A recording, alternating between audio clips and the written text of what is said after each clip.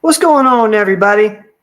We are live. I'm a few minutes late. I apologize. I see Roel's already in here. Roel, what's up, ma'am?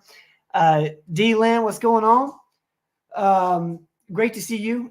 You can see I'm in a different set this evening. We're going to let a few people come in. All right. Who's with us tonight? What's going on? Let's see. It's weird. I'm not actually Tom Rogers. You can see he's on his way. We're gonna be in the same spot tonight.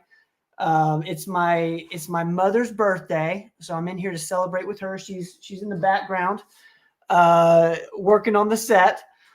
Carol, what's up? What's up? Are we not on YouTube? Let's see if we are live. I'm gonna make sure.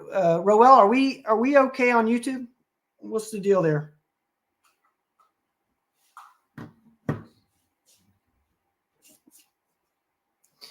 All right. Any YouTube people with us? What's up? We got some people coming in. Hello. Welcome to the Performance Medicine Show. We're going to answer your health and wellness questions tonight. Thank you all for hanging out with us.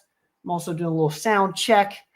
It's my mother's birthday. Happy birthday, Mom. I know you're watching. And in fact, you're right beside me. Bianca, what's up? Thank you, Lisa, for sharing, as always, for sharing the broadcast. Bianca says happy birthday, Mom. Hello, thank you. Bianca, thank you. Allison says happy birthday, too. You guys are the best. Welcome in, everybody. As you know, on Tuesdays, we send out Performance Weekly. And if I can find, I'm on a different computer here tonight. This week's episode of the Common Sense MD was with Dr. Chip Backus. We've had him on from Emmaus Medical and Counseling. This was on alcoholism. Really, really interesting episode, guys. One, I love hearing Dr. Backus talk. I think he's super, super passionate around addiction medicine. And, hearing him and Dr. Rogers talk about, the way they look at things is just super fascinating. So definitely check that out and share it with a friend. This is one that you want to share with a friend. So huge thanks to Dr. Backus for coming on. Kristen, I see. I love that. Great question, Kristen. Thank you. Thank you, Linda. Thank you. Let's see, Sherry. So I'm assuming Mom will be able to see some of these here in a bit. Thank you, guys. Y'all are the best. And then on Explain This with the star of the show, Robin Riddle, she talks about Jatenzo. If you guys have not heard of Jatenzo, it's recently an FDA-approved testosterone capsule. Haven't prescribed a ton of this yet, but she has prescribed, I think, a few bottles of these, as well as Dr. Rogers has as well. So we did an episode on it just to explain what it is, who it's for, especially if somebody is maybe doesn't want to do the injections, the creams, or the pellets. So another option for hormone therapy is always a good thing. And then on Dive Into Diet with our nutrition coach, Lucas Schmidt, we talk about substitutes for alcohol. And this was such a one. It was fun for me. You guys know this. I love looking into non-alcoholic beers, stuff of that nature, things like Athletic. And we talk more about other substitutes like kombucha, but definitely check that out.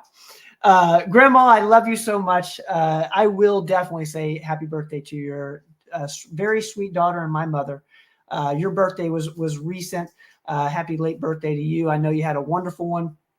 Yes, Roel, that Jatenzo is for men. Yes. All right, we're going to get ready to roll. I'm just going to put this up here as a reminder. We do have an online store for our Dr. Rogers vitamins. They're available online now. I'll put this up here in just a second. It's at performancemedicine.net/shop. Be sure to check that out. We're still working on the shop. I know it's not exactly where we want it yet, but they are available. So if you do want any of the Dr. Rogers formulas, they are online, and Katie's doing an incredible job of quickly turning around those orders and getting those shipped out. I believe one came in a couple hours ago, and it's already in a truck somewhere, I'm sure. That's right, Katie. It works. It works.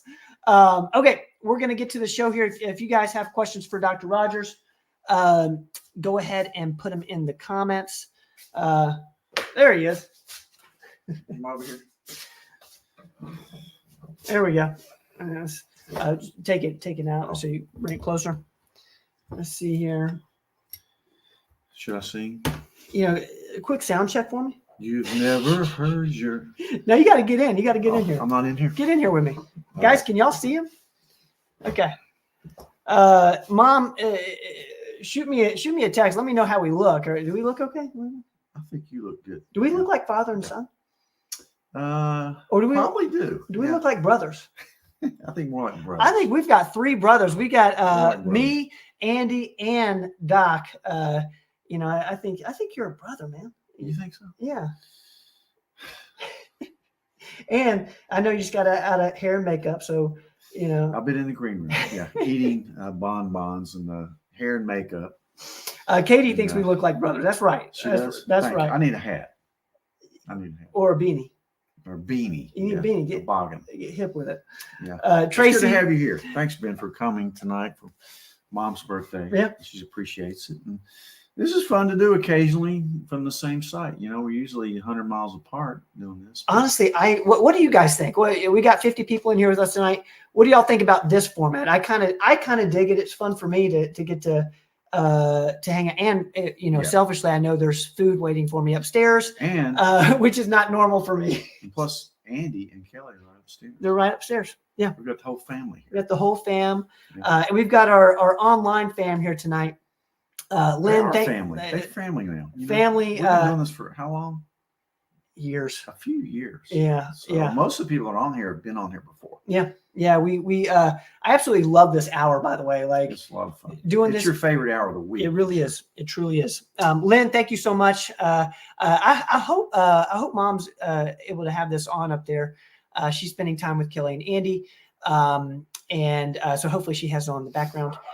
Okay, let's get going here, guys. If you have a question for Doc, go ahead and put it in the comments, and we're gonna get to everything. I'm gonna put this up. This is for Katie. Little ticker there. If anybody is wondering the URL for the website, it's performancemedicine.net/shop. I'm going to put this up here. Oh man, I'm sorry guys. I forgot this. Let me get there we go. Does that look as good with us on it? Can you get your act together? I'm ready to answer some questions. We got to get to some questions. All right. I missed this question from last week, so I apologize. This was around mushrooms. Which mushrooms are best for colon and liver cancer?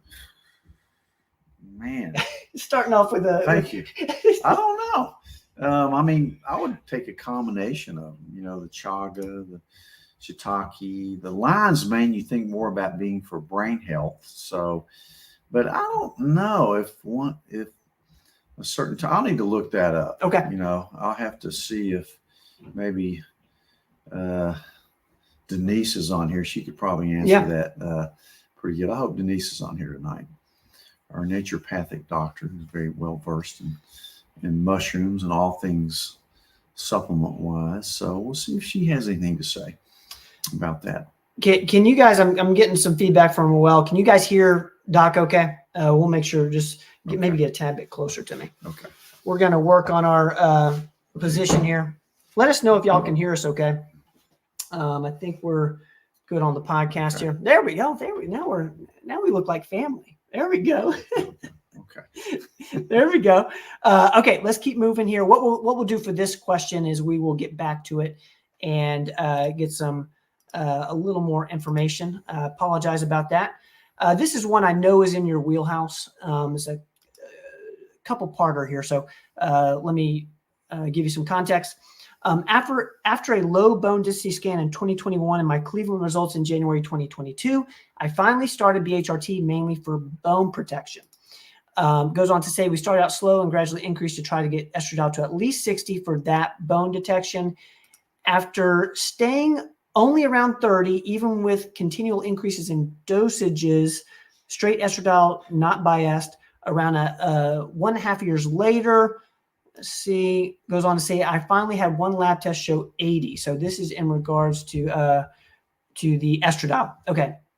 Estradiol is up to 80. Then 3 months later, my recheck showed only 20 again. Okay. I am concerned that the last 2 years of hovering only around 20 to 30 has really done nothing for my bones. What are your thoughts? Testosterone and progesterone levels have adjusted to great levels with the BHRT. There's no doubt that the estrogen levels are the most difficult to balance. There's no doubt in my mind in looking at this for years. And again, they may be a little bit variable.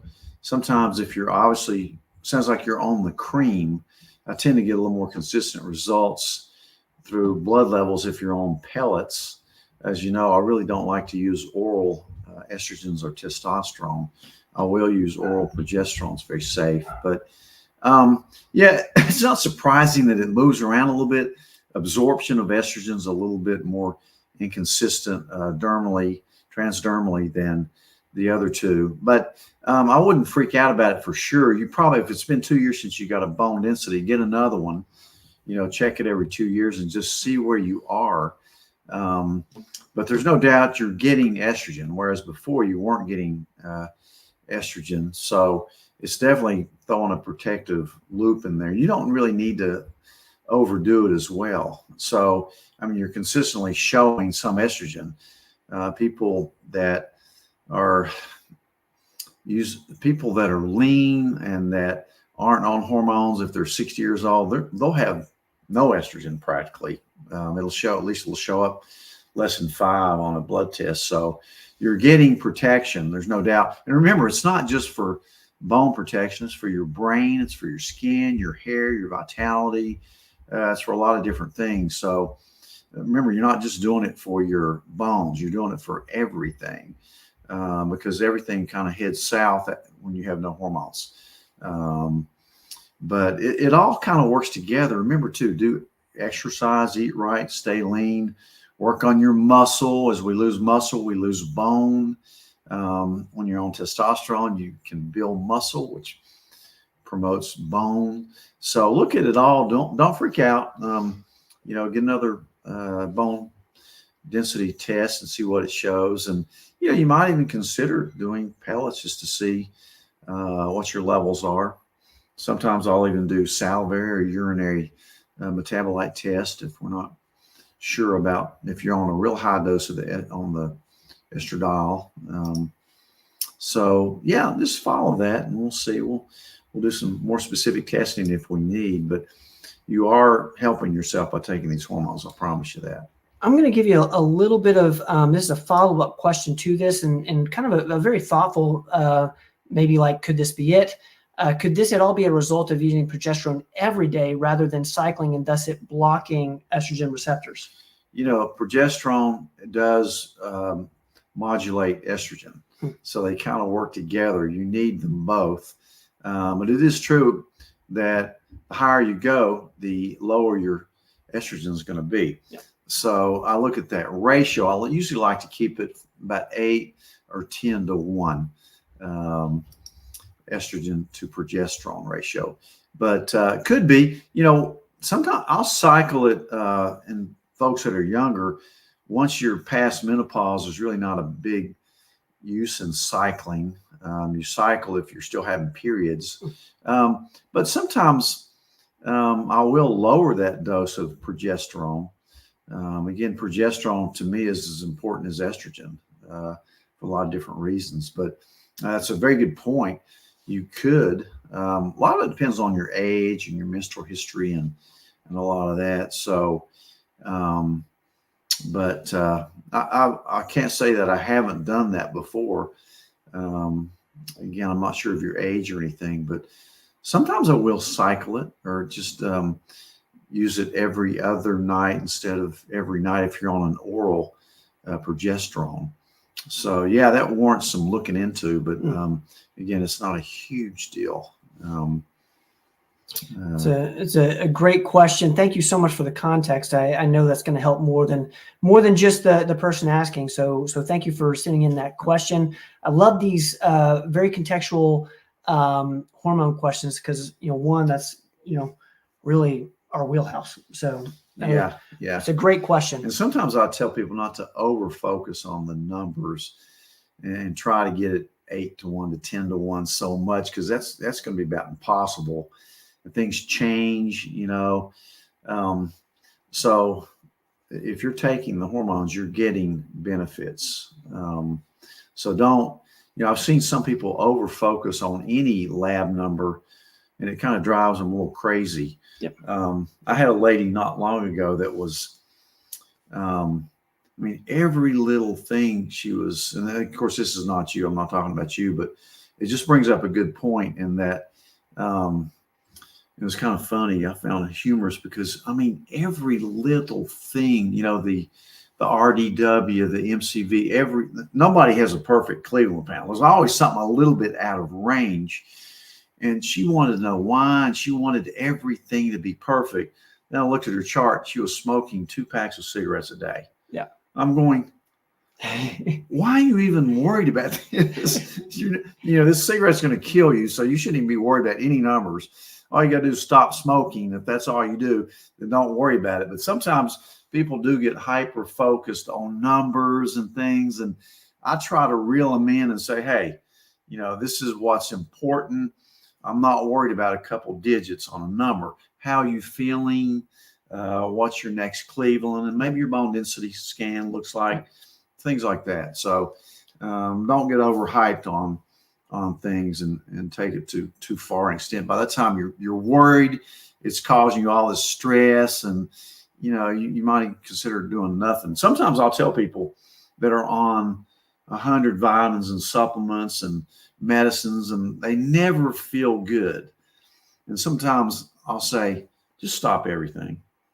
Just stop everything you're taking. Save yourself a lot of money. Eat right, exercise, get a good night's sleep. Please get your stress levels down. You'll be ahead of what you're doing now. Yeah. So you understand what I'm saying? Yep. I'm getting on a platform again, which I tend to do a lot. But so don't get over focused on. No, I love that you said that. And one, I see Lynn's got a great question around the Cleveland. I see Rich is in here as well. Thank you, Rich, for that question. I think even myself, I noticed that we can get so caught up in everything needing to be right, but it's really what you're saying is like get the main stuff right. And if there's like a glaring, that's why you talk about weight loss a lot. And sometimes I tell people, I go, are you having fun? Is your life enjoyable? You ever laugh? What are you doing for fun? And a lot of times you'll get an answer. Yeah. And they'll finally tell you what's going on in their lives that's making them so miserable. Yeah. That they're chasing down. So it's really interesting to be a family doc when you try to get to root cause of problems. So if you don't know somebody emotionally and all this, the rest of it's, it's not going to be optimal. Yeah. So, and you know what, I'll say this, one, because this is kind of how, our relationship is. And I hope that you guys feel, like this is a place where you can ask questions and figure out, okay, I need to worry about this, but not that, and we need to write a book sometime. Yeah. Worry about this, not that. Yeah. Because some people just worry so much about things that usually is deep seated. And you're thinking, man, we're all going to die. Please, while you're here, have fun, enjoy, help other people out. Don't over focus on yourself. Yeah, I think there's definitely a balance here. And again, as far as like, this is exactly what this show is for. It's, to get out some of these questions and we can, talk about it and say, okay, this isn't something that you need to worry about, but that number is. Yeah. Right. Because there are situations where, this one you need to focus on this, not so much that. And I'd really almost rather, as far as hormones go, I'd almost rather slightly underdose than overdose them. Really? Yeah. Mm-hmm. That's interesting. Is that just women or? Because I still think you're getting the protection, but if you overdose hormones, you can start having tender breasts, bleeding, weight gain, all this stuff. So you have to know how to do it. And you look at the numbers, but you also look at the person, Yeah. you know, and see how they feel and all that. Yeah. I know I'm getting on a bandwagon. No, So I need to go to the next question, but good point. You know, and that's why as a family doctor, you need to know more than just the numbers or what, you know, you need to get to know the person. How's your life? What's your life like? How are your relationships? Yeah. Are you exercising? Yeah. What are you eating? Are you worried about your weight? You know, stuff like that. So just to recap, it seems that these numbers are fine. Like, That doesn't bother me. Okay. They're never going to be perfect. They're going to be different when you check them at different times. Super interesting. Thank you so much for that question. We're going to keep moving here. This is one, I know we've gotten a question around this before, and one, this is a very hot topic right now. I think one of my best friends just got some hydrogen water.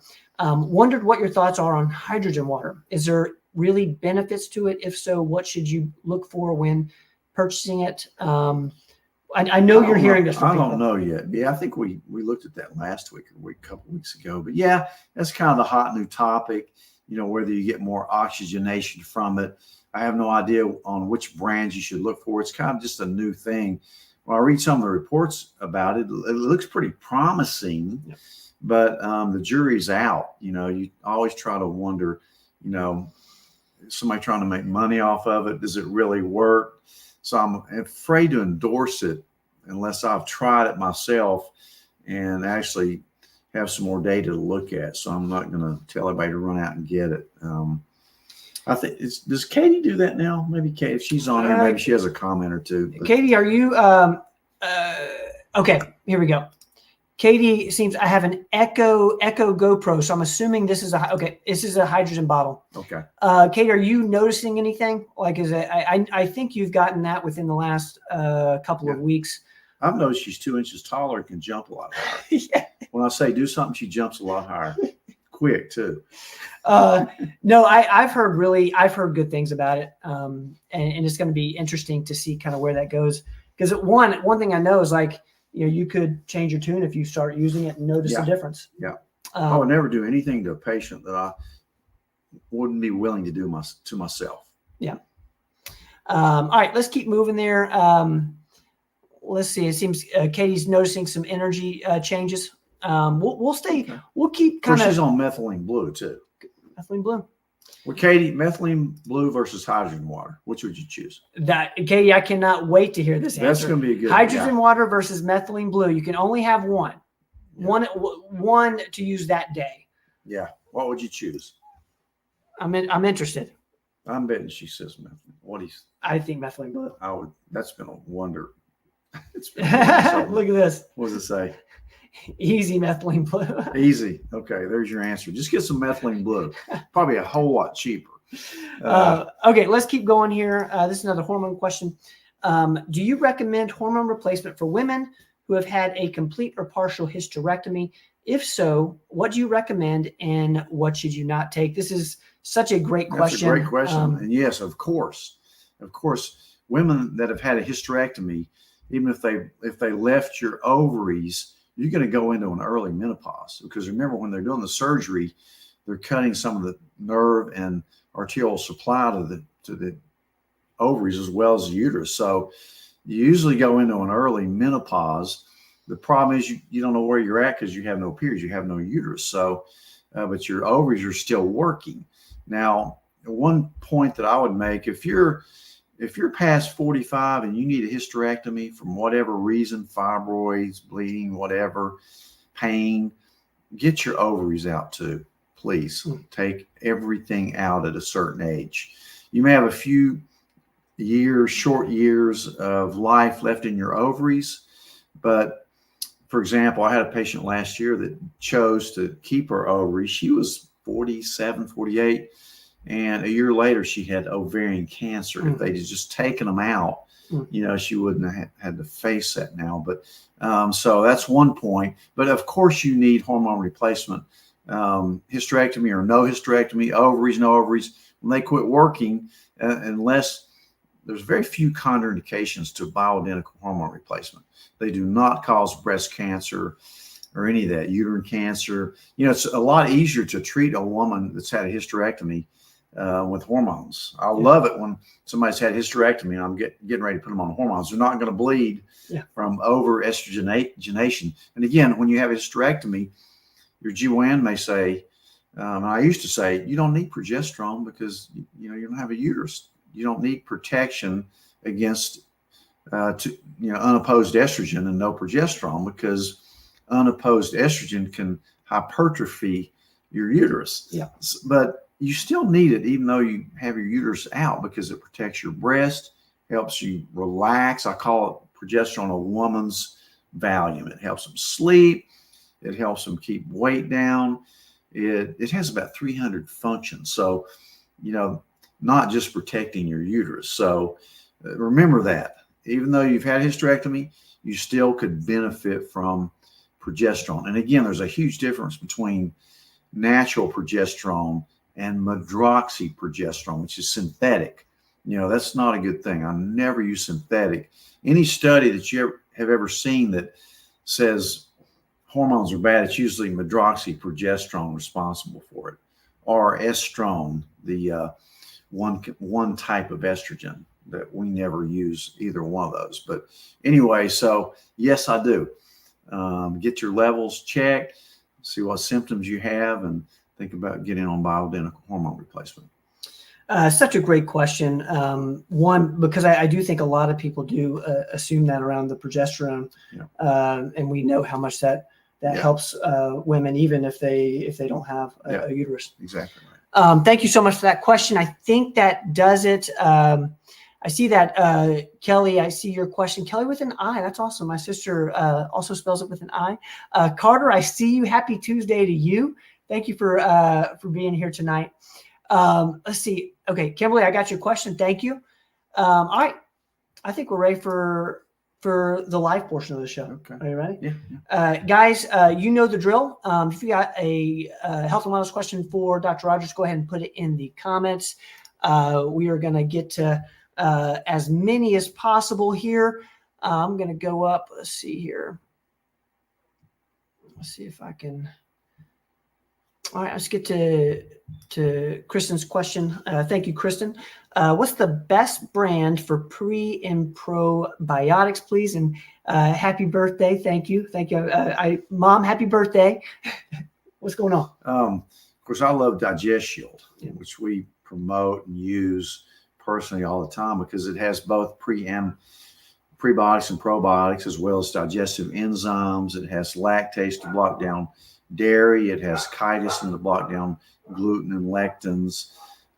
So I love the Digest Shield. It's just the best. I've experimented with all of them, and it just seems to have the right combination of the 11 probiotics. You don't need 100 billion probiotics. I've tried it myself. It just killed my stomach.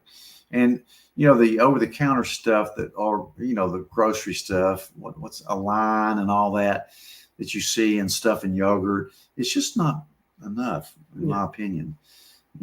So I just love Digest Shield. All right, Kristen, thank you so much for that question. I hope that helps. We're going to keep moving here. I think I'm going to make sure I haven't missed anybody. Okay. Let's get to Stan's question. Stan, thank you for this. The Cleveland questions are so helpful to so many people. I know that it's better to fast for a Cleveland test, but working day shifts, will that throw test results off if you eat and come in and No. after you work? That's awesome. Great question. No, it's a good question, because I see that every day. Yep. As long as we know when we're interpreting the results for you, whether you ate or not. As a matter of fact, sometimes I'd really prefer a non-fasting lab. When would that be? When is that? Well, if somebody's insulin resistant, or it's just more of a real world thing. I mean, you're not going to be fasting all the time. And if your fasting glucose is 90, but your postprandial after you eat is 150, I start worrying a little bit. It also will affect the insulin level. Yep. So it's actually a more accurate portrayal if you don't fast. It's just we've done it fasting all these years, and it's really kind of ridiculous in a way. Yep. You're not looking for what your ideal is on that day. You're looking for what it's when it's not ideal, really. So, and really the total cholesterol will be affected, but the particle size and the HDL, LDL are not going to be affected, as well as the ApoB, of course, are your hemoglobin A1C, average sugar. So it doesn't matter. Come and get it. The most important thing is get it. But make sure we know, did you eat before you, Yeah. you know, and how long was it? And it actually makes it kind of cool to look at. But you still like a fasting one as well. Not really. Really? That's I interesting. tell everybody that just because people, traditionally like fasting labs, but not really. It's interesting. It doesn't make a bit of difference. As a matter of fact, I'd almost rather have a non-fasting as long as I know it. Okay. Stan, well, thank you so much for that question. And do make sure if I don't make sure there is a cutoff for when we can do Cleveland's during the day. So just make sure you get in by a certain time period.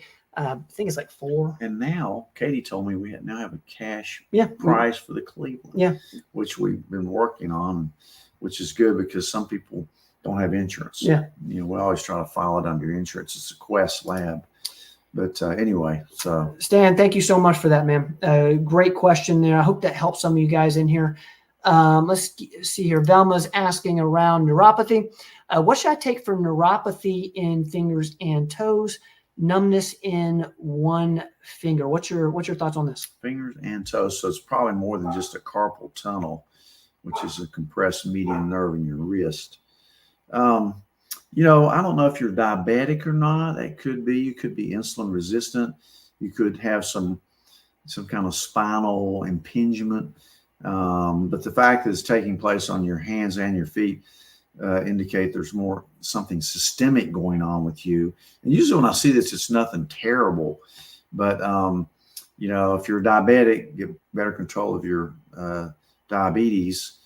Sometimes I find that it's a vitamin deficiency or a nutritional deficiency. So one of the first things I'll tell people, try some B6 and see if that helps. Don't get over 100 milligrams because it could make it worse if you get too much of it. But there's certain medications that we use, but definitely try the B6 and see if that helps. But there's some other stuff we do depending on how severe it is. Sometimes we even send you for, EMGs to see how the nerve conduction tests go. It's not a fun one to get done on you, but we'll stick needles in you and then shock you. But if you like Chinese water torture, that type of thing, you'd probably like it. But haven't seen anybody that really likes that test. But sometimes it's necessary.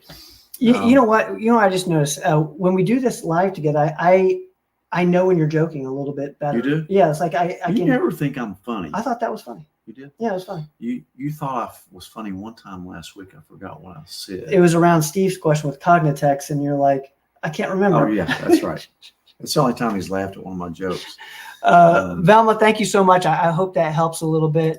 See, Angie's in here. Angie, so good to see you. You're doing such a great job in the office. Thank you for hanging out with us tonight. Angie.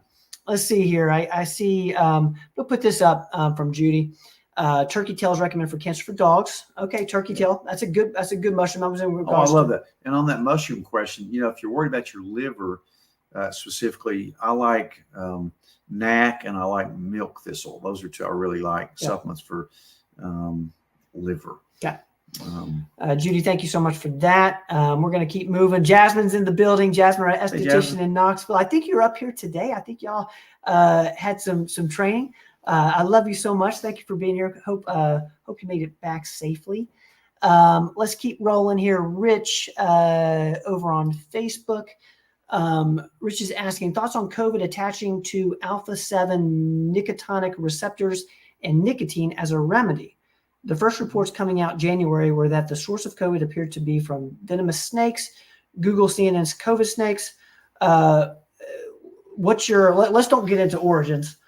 Yeah, I've seen that documentary. I didn't know what to make of it, but yeah, there's been some good reports on nicotine. Yep. Really, if you go back and look at my podcast on nicotine, you'll find out that nicotine is not a bad thing. It's actually kind of a good thing. It's just when it's in a cigarette, it's a terrible thing because of all the tars and resins and all that, the carcinogens. But nicotine in itself has a lot of good properties to it. And there's been some studies that show that it may be beneficial for, when you have COVID, post-COVID, we certainly, tell a lot of people to get on patches, and some people even vape it, without any of the other harmful stuff in it. But nicotine is great for your brain, may have some protective effects against Alzheimer's and Parkinson's, and it definitely makes you more alert. Yeah. That's why people smoke cigarettes, because they get more alert. I guess I've never smoked a cigarette, and I wouldn't, don't want to, but the nicotine in it for some people is not a bad thing. It's actually a performance enhancing drug. Yeah, is what it is. So that's a great question. Good thought. Rich, thank you so much for that. Amber, our RN and injector in the West Knoxville Hey, office is in here. I hope you're doing wonderful. Hope the twins are with you. We don't want to get into the COVID snakes because we don't want to be kicked off again. Yeah. We got to stay away from that, Rich. We gotta be easy. Okay, let's keep going. Let's get this from, let's see, from D-Lynn. Just want you to know I had blood work this week. My A1C went down from 5.9 to 5.6. The berberine is working. Yes. Awesome. Triglycerides down from 409 to 190. Has to be the omega-3s. That's incredible. Yep, that is fantastic. And, You just went from pre-diabetic to normal. So bad is up, good is low for the cholesterol. Okay, so that is something to work on there.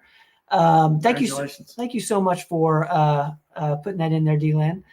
We love this one thing. We got a crew with us tonight. We do this every Tuesday, 7 to 8. We love to celebrate wins. So if you have a win, let us know. D-Lan, thank you so much for putting that in there. It's super encouraging for everyone in here. So thank you. This is from Lynn, another Cleveland question. Let's see here. How often can I do the Cleveland test? It's been almost 3 years since I did that.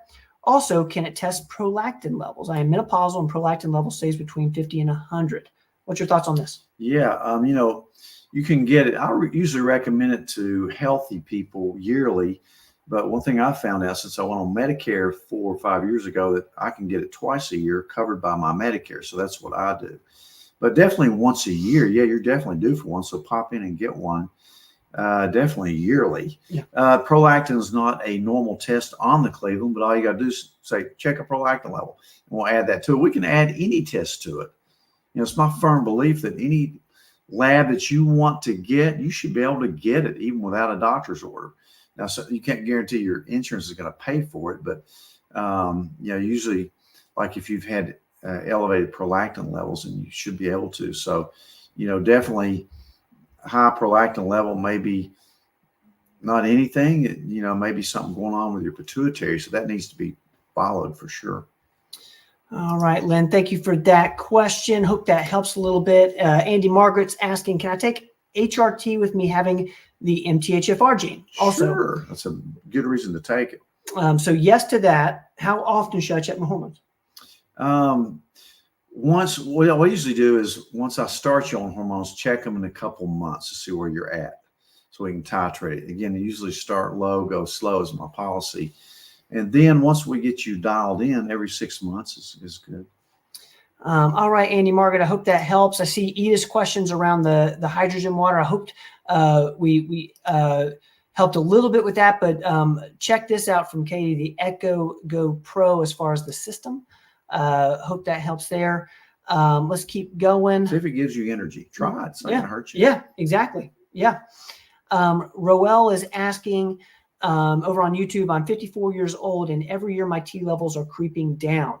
I'm not on any medications. When should I consider going on TRT? I walk about 12 to 15 miles a day, 5 to 6 days, and start to get tired at the end of the day. Yeah, you've got a hard job. Yeah, a great job. I mean, definitely gonna get your steps, and you're gonna stay healthy, just with how active you are. Yeah, you are, and I hope you're doing something besides walking too. Get a little resistance training in 3 days a week. Yeah. Walking, even as much as you're doing, is still not enough because you're losing muscle. Now, again, I check T levels. And make sure with somebody like you at 54, check the free and total testosterone, because your total may be normal. I saw a guy today, his total was 670, but his free was like 54. Yeah, kind of low normal. So I go more by symptoms than I do a number. So again, with low T, and it's going to go down as you get older for sure.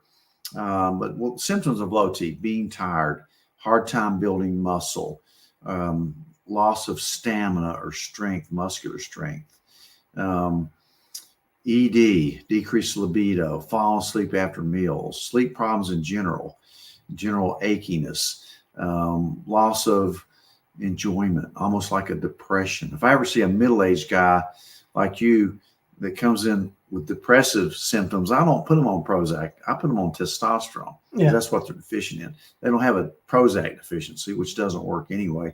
They have a testosterone deficiency. So yeah, start getting some levels and see where you're at. And again, I go by symptoms. And I would definitely think you may be a good candidate for a little bit of testosterone. Roel, thank you so much. Read the book Testosterone for Life Yeah. by Dr. Abraham Morgentaler, Harvard. He's a chief urologist at Harvard, and he'll dispel any myths you have, and you'll probably come away from that saying, man, I need some testosterone. Yeah. But he comes to a lot of our meetings. All right. Thank you, Roel, for that question. This is Lisa on Facebook. Lisa always shares the broadcast. Thank you so much, Lisa, for doing this and being with us tonight. Dr. Rogers, what does this mean and should I be worried? So this is a great example, Lisa, of like, should I be worried about this? Should I not? So thank you for asking this. Spleen, multiple calcified granulomas suggesting sequelae of remote man, Lisa, you gave me some tough words. Atheromatous. And updates 125 pounds down. Lisa, awesome. Congrats. That's incredible. That is awesome. Yeah, with the spleen, if you have a few cysts or calcifications, it doesn't mean a lot to me if I see that incidentally on a CAT scan or ultrasound of your abdomen. But, it'd probably be a good idea to have a couple tests since they say it's a sequelae of a remote atheromatous disease, meaning disease of your arteries, atherosclerosis, plaque in your arteries, to get a CT calcium scoring to see how much plaque you have in your coronary arteries. And then the other thing I would probably do is get a carotid IMT test, intimal media thickness, to look and see how much soft plaque you have in your carotids, which is a direct window into what's going on in your coronaries. It's actually a better test than the CT calcium because the CT calcium does not show soft plaque, which is the more dangerous type of plaque. And I'd also consider taking an 81 milligram aspirin every day and looking at all your other risk factors. Get a Cleveland panel, and it's probably nothing to freak out at all. It's probably an incidental finding. But make sure your blood pressure is good. You don't have diabetes. I mean, you're doing the best thing you can do by losing the weight. Lisa, congrats on the weight loss. That is so amazing. Keep up the good work there, and thank you for this question. That's a great question. If you're losing weight through the GLP-1 or the GIP, Ozempic, Mounjaro, Zepbound, Wegovy, then stay on it. Stay on the lowest dose that'll keep you at your desired weight, and just don't get off of it. What they're finding is 90% of people that get off of it gain 2/3 of the weight back. So again, it's not your fault. It's a metabolism problem. Yeah. So to maintain that weight, think about staying on that. Again, you can always somebody's trying to call me, but you can always change your diet and exercise, which is essential to your lifestyle. And sometimes it doesn't have a lot to do with your weight, though. Yeah. And certainly what you eat does. Exercise, no, but it's good for you. So consider that, and congratulations. Thank you, Lisa, for the question. Let's get to Mark over on YouTube. Hello to our YouTube fam. Question: are you familiar with Curaderm, a treatment for malignant and pre-malignant skin lesions? Goes on to say, because some context, there have been some studies suggesting positive outcomes in certain cases. However, the scientific evidence supporting Curaderm's effectiveness. What's your thoughts on this? Yeah, I have heard about that. It's something that they use. It's a cream that they use on skin cancers, but also I think gets rid of either seborrheic keratosis and actinic keratosis, which those are precancer. Seborrheic is not. But it's kind of like, it's not mainstream yet, like 5FU. Yep. Like I treat my face with every year to get rid of those precancerous and probably even some skin cancers on my face and arms that I've already had 3 squamous cells removed, one on each arm and one on my back. Through sun, sunburn, not sunshine, sunburn. Sun is actually good for you. Having a tan gets demonized. It's actually good to get sun. Just don't get burned.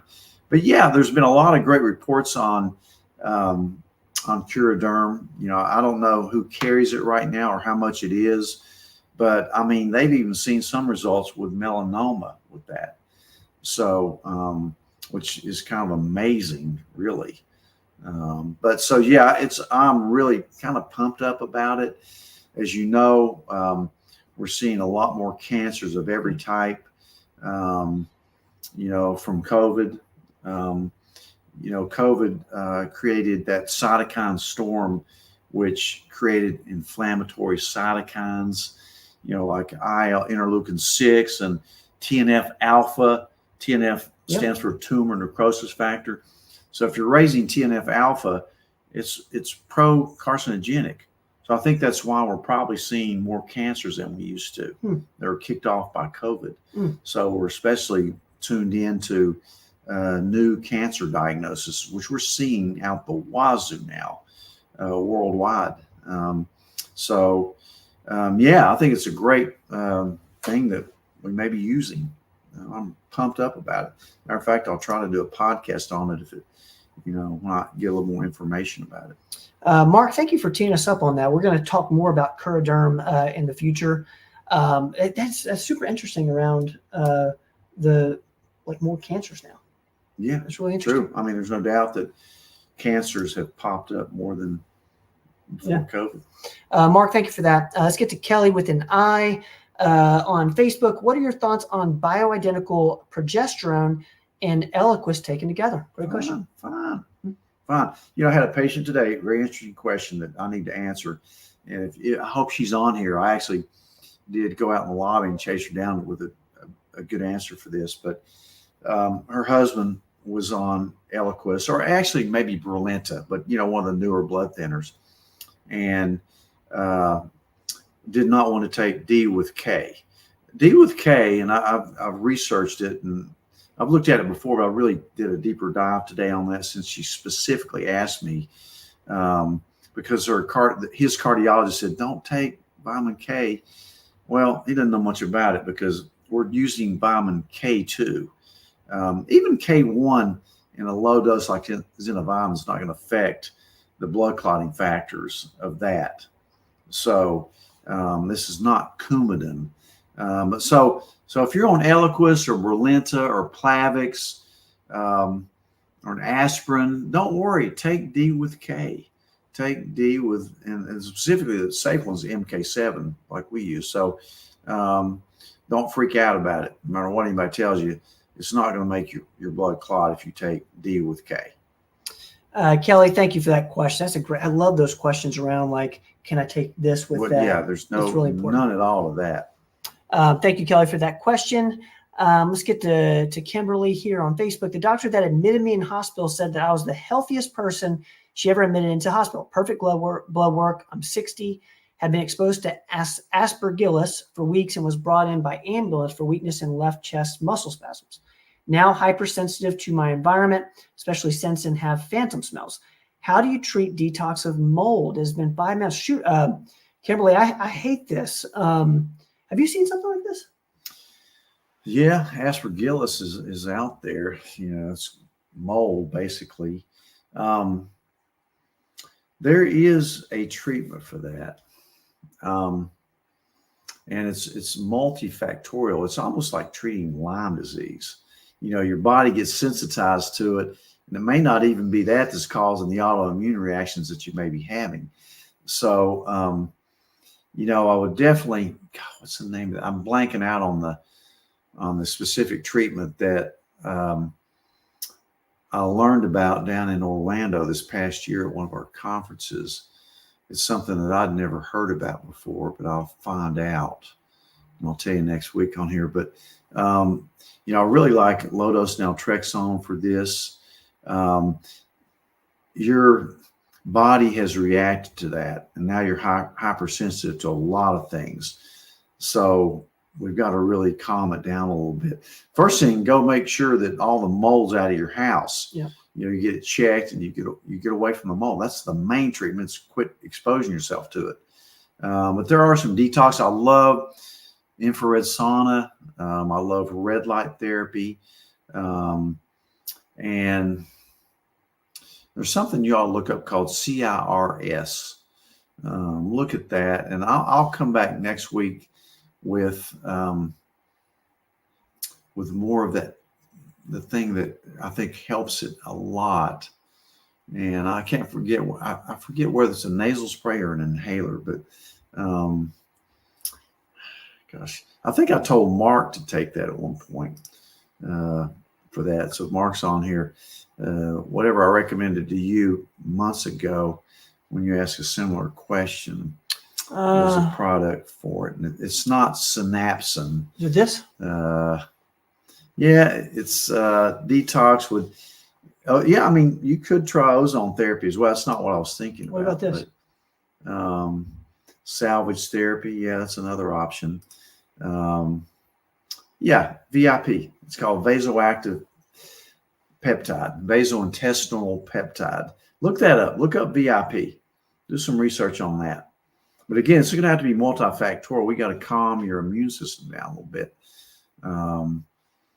Very great comment. It's amazing that that can happen, but surely can. You know, only about 30% of people will get toxic to mold. Really? But for the ones that do, they can really crash like you did. Is there a way to tell if you're susceptible to that, or just? If you have a lot of allergies and you're sick all the time, tired, brain fog, breaking out, urticaria, you know, it may be mold toxicity. Yeah. You know, something no doctor likes to see him because they don't know much what to do about it. And sometimes we end up sending them to specialists like allergists. They even hate to see it coming in. But anyway, try that. Look up VIP. Kimberly, I hope that helps. I think it's a nasal spray. But I hope that helps a little bit. thank you, Mark. Yeah, Mark, thank Mark's you for a smart dude. Mark's a smart dude. Mark is a smart dude. That's a smart dude. You know who else is smart? Is Heather's in here. Like you guys are amazing. Any sort of suggestions that you guys have or seen that this is a forum. This is like, if you guys have seen something that's worked for you, put it in here. Because we want to know, for one, and it's going to help out, you know, all the people that are in with us live and those that listen to this on the podcast. Okay, let's keep going here. Thank you, Carter, for answering Kimberly's question about the office locations. Let's go to Ronnie. What are your thoughts on lion's mane for someone with dementia? So I like it. I really like it. I love methylene blue. I can't talk enough about methylene blue. If somebody has dementia, you better get them on methylene blue. Huh. That's It also prevents UTIs in patients. I think every nursing home should have a methylene blue cocktail for every resident in there. Yeah. It prevents UTIs, helps their brains focus a little better. And as you know, people die from, these women die from, that's how they get septic. UTIs, they don't even know they have it. So yeah, trimethylene blue, lion's mane, it's not going to hurt. And there's a lot of stuff that is going to help that in the future that we're going to know about, that the way to turn people around a little bit. But methylene blue. Ronnie, I hope that helps. Thank you for putting that in there. Let's get to Betty here. Do you recommend one capsule of Digest Shield at each meal? Good question. Yeah, I do. About preferably 30 minutes before you eat. If you know, take it with your meal if you forget. But yeah, I do. And you can take certainly more than that if you have a lot of problems. But that's kind of the recommended. You know, I eat 2 meals a day, so I take one before lunch, one before dinner. And gosh, I love it. I mean, I really like it. If you know, there's some gluten in there or some dairy, I'm sensitive to both. It just doesn't bother me. But if I was going to go drink a milkshake, which ordinarily would put me out for 2 or 3 days of brain fog, stomach cramps, I'd take 2. You know, I don't like to admit this in front of this guy, but I do have pizza around once a week, and I take 2 before that. So Shot. Is that cauliflower base? no, it's the real stuff. Yeah. I do like sourdough though, sourdough pizza. Yeah, I do too. So before a meal that I know is gonna be pretty heavy, and I had the best cauliflower crust pizza the other day I've ever eaten. I forget where I got it. cauliflower pizza that you like. Yeah, it was amazing. I forget where I ate that, but it was really So good. cauliflower pizza is not bad. No, it's good. It's really good. Betty, I hope that helps. Let's keep moving here to Deborah. Doctor mentioned one time on a blog Yeah, we about. got to go eat pizza. We haven't eaten pizza yet tonight. I know. It's her birthday, so I know we're I gonna. hope she ordered a pizza, gluten free. Let's get back to it. Doctor mentioned one time on a blog about attending a cardiology seminar, and there was one drug he said all the cardiologists took for heart health. Do you remember what you discussed? I can't find it on your older blog. I think I remember. Can I guess? Yeah, One drug that he said all it took for heart health, Cialis. maybe one. Yeah, 81 milligram aspirin. Okay. That's probably what I was talking about. Just an 81 milligram aspirin. Okay. Even though I think that is what it was. probably But isn't Cialis one too that helps with heart health? Cialis, tadalafil. Yeah, I mean you can't take it if you're taking nitroglycerin, but we talked a lot about POTS. I mean, we talked a lot about a lot of heart issues. Now, there's a lot of cardiologists that will put everybody on a statin carte blanche. I'm not one of those. I'm usually pretty picky about putting somebody on a statin, but a lot of cardiologists swear by it. Even Peter Attia, thinks everybody should be on one, I think. But, Yeah. It probably is what I'm talking about. Probably an 81 milligram aspirin, Deborah. Probably some fish oil too, or omega-3s. Yeah. That's another one that. I bet it was omega-3 because there's been some controversy around that. Yeah. There's been some controversy at higher doses may cause AFib. Of But that's omega-3. at high doses of omega-3. But yeah, some people worry about that. Deborah, thank you so much. I love that type of question. Sophie's asking, which one is better, Cleveland Heart Cardio IQ or NMR lipo profile? I love the Cleveland because, again, on my Cleveland, you not only get all this, breakdown like the Berkeley Heart Panel of your lipids, but you get everything like your hormones, your thyroid, your cortisol, your liver, your kidney, everything's on it. Vitamin levels, a couple helpful gene tests like the MTHFR, the ApoE. And for my money, the Cleveland. It's the best overall thing I've seen. Great question though. So if you get if you get those others, you need some additional tests to look at everything else. All right. There's Kelly. With We got a crew here. It must be time to close it up. Is our pizza ready? That's Scrappy right there, guys. That's Scrappy. Hello, Scrappy. He's never been on our show. Scrappy, say hello to everybody. Say hello, world. There's Ike in the There's back. Ike. I don't know Ike what his is. Ike wants some playtime. Hold on. All right, perfect. Okay, let's get straighten to. your back. Don't get him up there like that. He's fine. Thank you, So guys. thank you, ladies. Okay. Happy birthday, Jenny. Happy birthday, Mama. Happy birthday. Thank you. Thank you. We're going to take a few more guys and we're going to get up there. Diane is saying, what is the best way to use your gummies for joints, half or whole? Also, which gummies give energy? It's a good question. I like the CBD gummies with muscle and joint.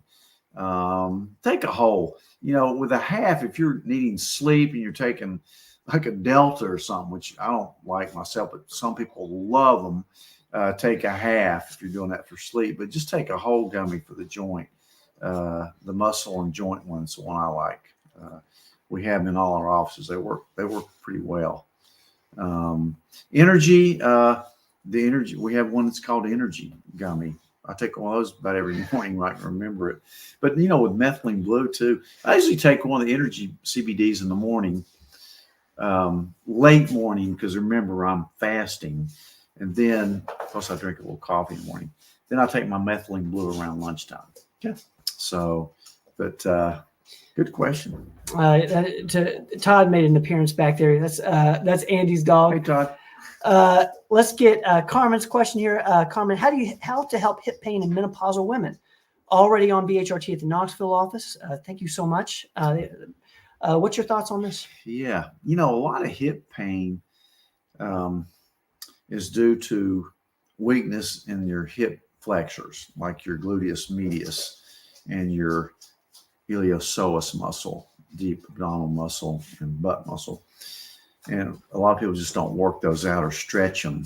The other thing too is, in my case, like if I don't warm my piriformis up, when I start walking, I really have a tight hip. So stretching your piriformis is really, which is internal rotation of your hip. Ernie taught me this. You won't have pain when you walk. But I mean, if it's really bad hip, you should get your hip x-ray just to see if it's wearing out a little bit, if you have enough room in there, for your hip joint.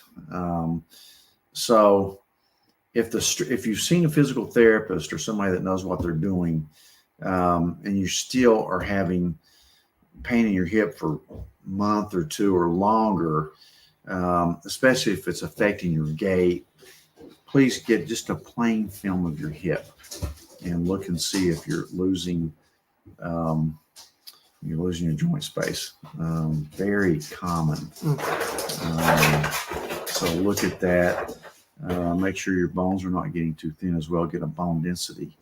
The bioidentical hormones are great for building bones and preventing osteoporosis, but what you're talking about can be different. Hip pain can be different, but get a film, see what it looks like. Carmen, I hope that helps. Thank you for putting that in there. We're going to take one or two more, then we're going to head up and have some birthday dinner. I want to put one. I want to say, NY Debs, we're praying for you. Thank you for being here tonight. I'm going to get this up from T-Mac here. I've been taking Digestional for months. Is there another probiotic brand you recommend if I give it a break for a month or two? What's another one? Maybe if they want to take a break. God, there's so many out there.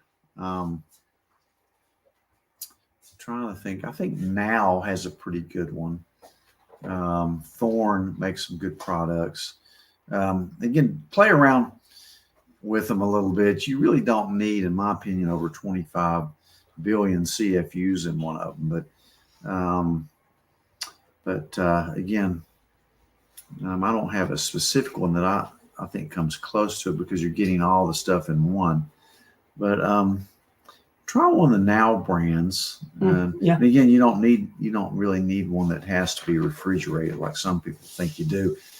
Unless you have some like SIBO or something really bad going on with your gut, you don't really need to hit the heavy hitters like a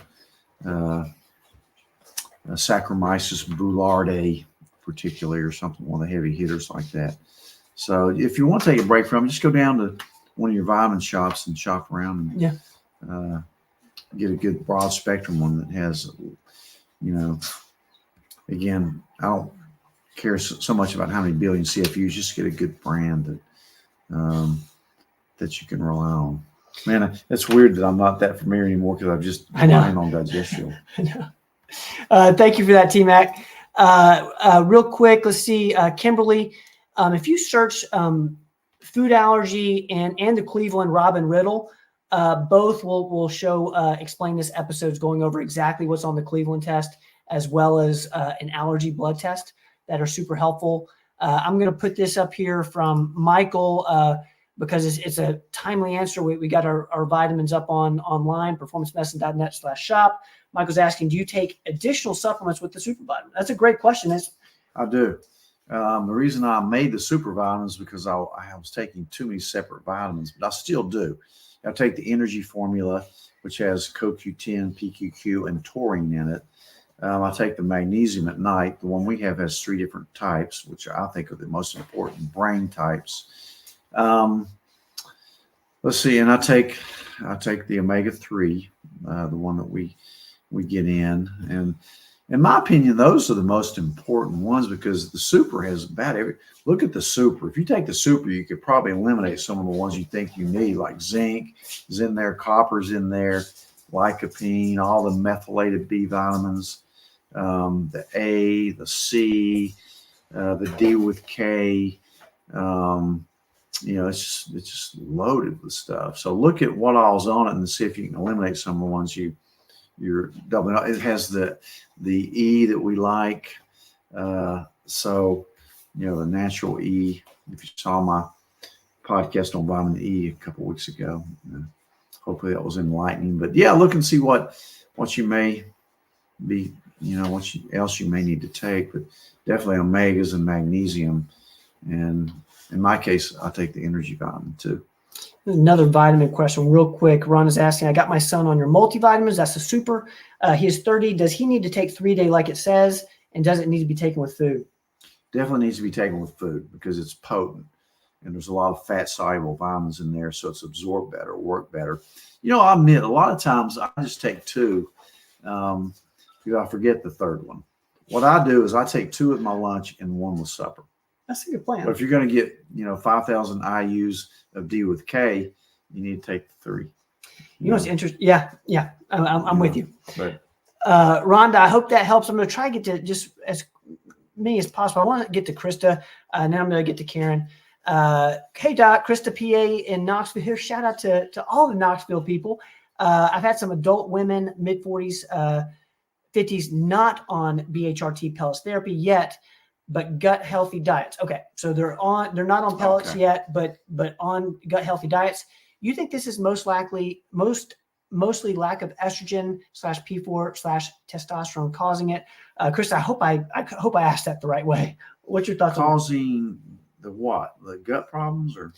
I've had some adult women not on BHRT pellet therapy yet, but on gut healthy diets. You think this is mostly lack of estrogen /P4/ so causing the gut problems? Or? Maybe the gut problems. Krista, am I reading that right?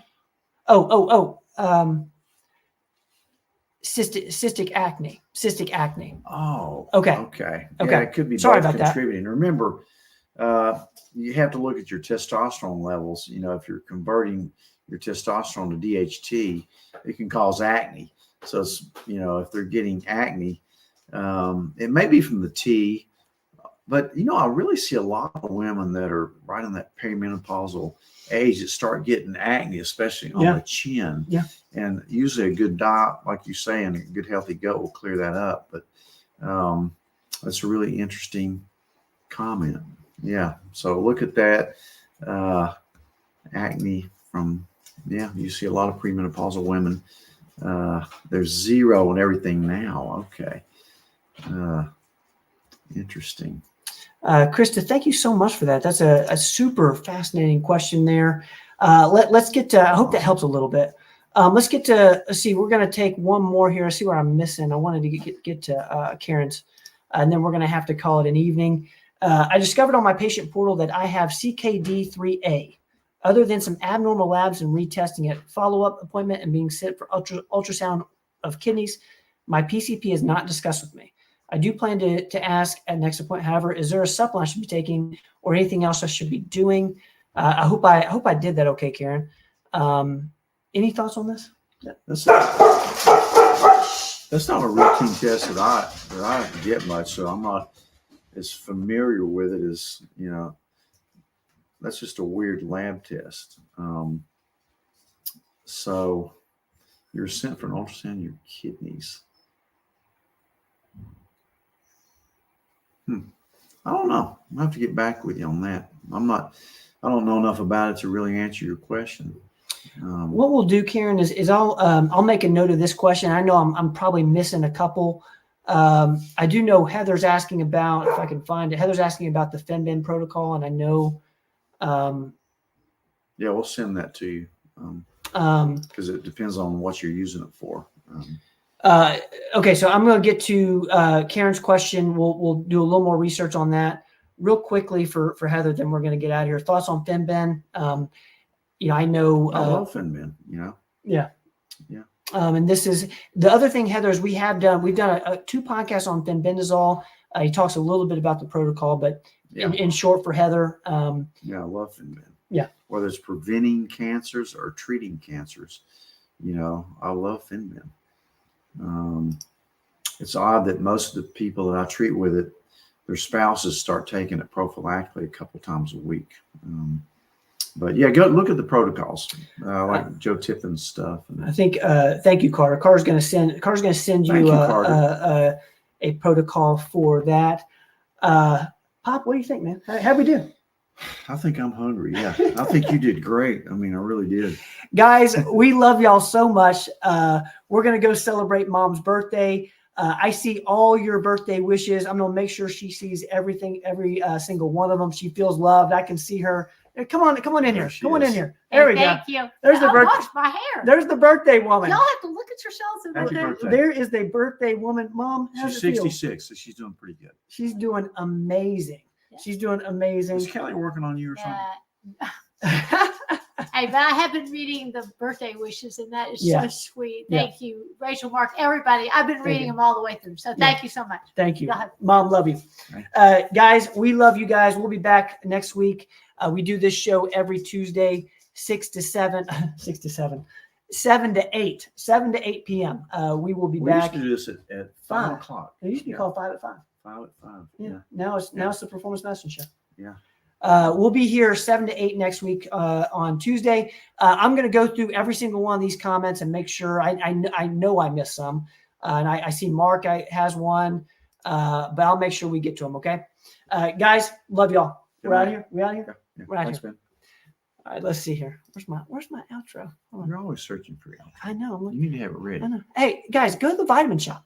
Performancemedicine.net/shop. Oh, Shop yeah. around. Yeah. Shop around while I look for my my outro. Where's that? Love you guys. See y'all. Don't go away.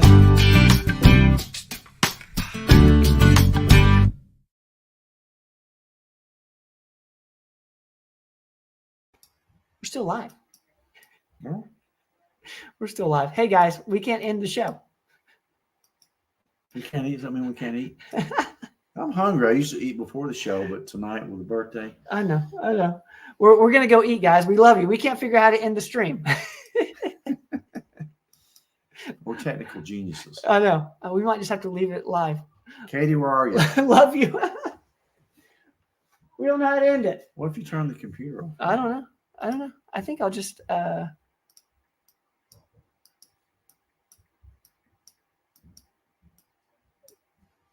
you guys still seeing? It's not cool. We're still live. It's not letting me end it.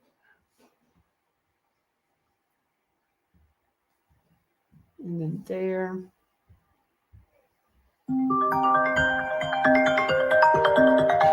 There's a phone call.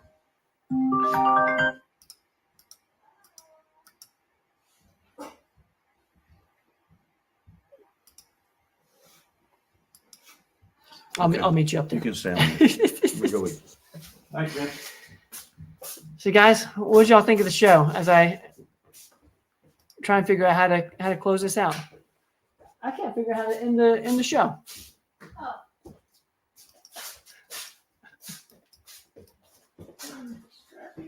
Right there. On the stream. You want that? Mm-mm. Well, okay. Okay. Oh, No, it's not doing it. there we go. There we go.